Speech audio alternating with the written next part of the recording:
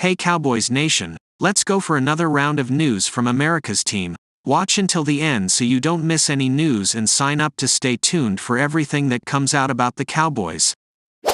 Dez Bryant has strong reaction to recent Micah Parsons reports. Dallas Cowboys fans have gotten used to watching their favorite team find ways to flame out in the postseason, and 2023 was no different.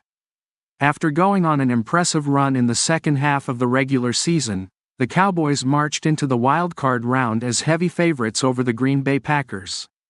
However, it was Green Bay who wound up embarrassing Dallas, which set up the ladder for a pivotal offseason.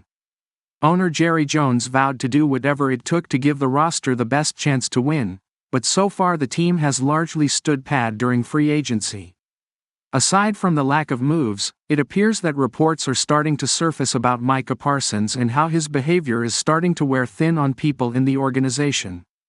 Former Cowboys star Dez Bryant has seen the reports and had a strong reaction via his personal Twitter account. "Yeah, he ain't getting the bag without a smear, and that's messed up. He got kids who will grow up later on in life and nobody cared to think about that," Bryant tweeted. Bryant understands what it's like to play for the most popular sports franchise in America, and it sounds like he wants Parsons to get his act together if the reporting about his behavior is true. Parsons is eligible to receive a lucrative extension, though he could end up being a surprise trade candidate if Dallas deems him a problem off the field. The superstar defensive end has refuted any sort of wrongdoing on his end, though the situation bears monitoring. Cowboys urged to sign projected $39 million ex-draft bust.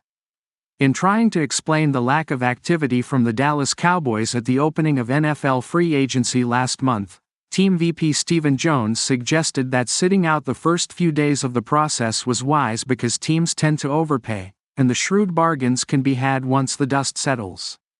The dust has settled, though, and the Cowboys have still done precious little on the market despite glaring needs at running back, receiver, linebacker, and the defensive line. Perhaps the most glaring need: offensive line, where mainstay left tackle Tyron Smith was lost to the Jets and center Tyler Biadasz has left for Washington. That's 40% of the offensive line gone, including the most important spot in the group. The Cowboys could move Tyler Smith over to tackle from left guard to replace Tyron Smith, though coach Mike McCarthy has said the initial plan is to leave Smith where he is. Either TJ Bass or Chuma Edoga could wind up with the starting nod, with third-year player Brock Hoffman taking over at center.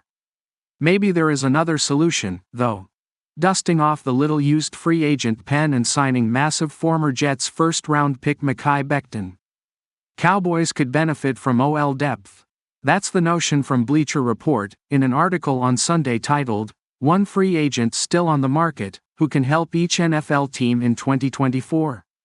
For the Cowboys, that free agent is Becton, whose ability to play multiple spots on the line is a strong suit. He was a right tackle in college and has played there in the NFL, but was primarily a left tackle. Becton is still only 24, he turns 25 next week. Here's how BR sees it. Right now, Tyler Smith is projected to make the switch from left guard to left tackle, but signing Becton could keep the All-Pro at his best position.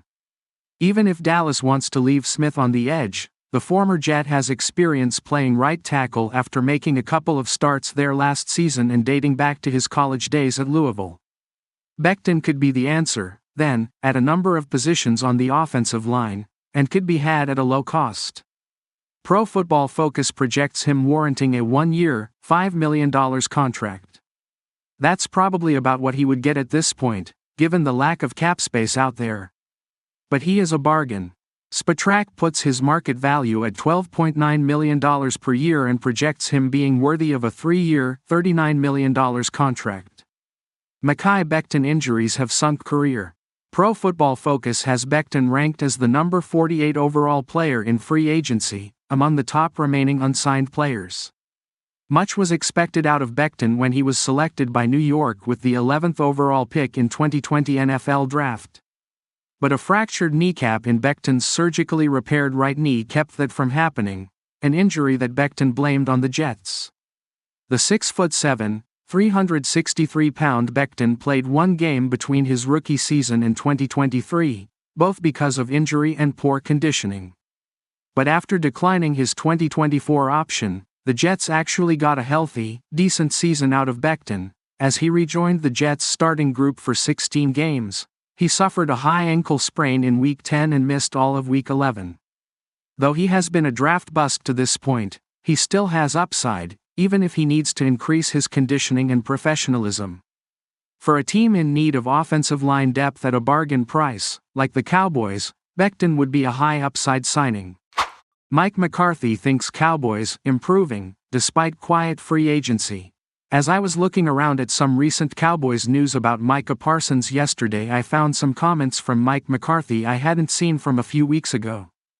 During the last week of March, McCarthy spoke with Adam Schefter, and somehow thinks the team is definitely improving. I think he is nuts. This team has done nothing but gotten worse since February, yet at the same time, he's the head coach, he is supposed to say that. I get it, the Dak Prescott contract situation is a problem, but the front office could have created over $50 million in cap space if they would have done three simple things. Extend Doc to free up money, and sign Lamb and Parsons, and they very well could have created enough space to at least sign depth they lost in the month of March. What he is banking on. He said that he excited about the younger players on the roster, the return of some injured players like Trevon Diggs and others, yet you can't tell me that the return of two players will outweigh the team losing 5 or 6 starters. Here we go again with Jerry Jones thinking the draft will do wonders for them and get them over the top.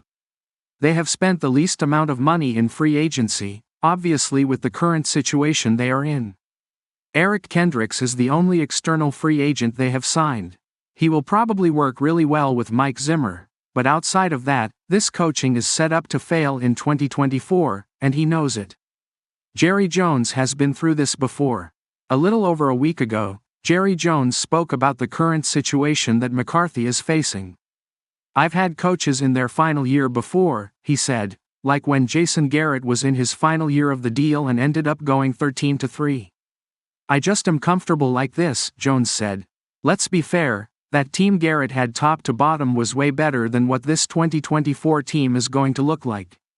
He's got a quarterback that may be out the door with him after the 2024 season in Prescott. His running back room is a ghost town. He has 2 solid receivers, 1 solid tight end, and a lot of question marks down the depth chart at both positions. The defense might give up 300 yards rushing a game, no joke. As the offensive roster sits today, it isn't promising. This team is nowhere near competing after what they lost. Washington got better, the Eagles got better, and well, the Giants, who knows, Dallas may finish last in the division if they don't find a way to win games with throwing the ball to CeeDee Lamb 55 times a game.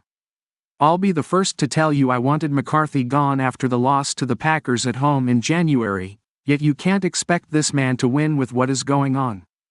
He can say they are improving all he wants, but don't let him or anyone else fool you. This team is not going to be good.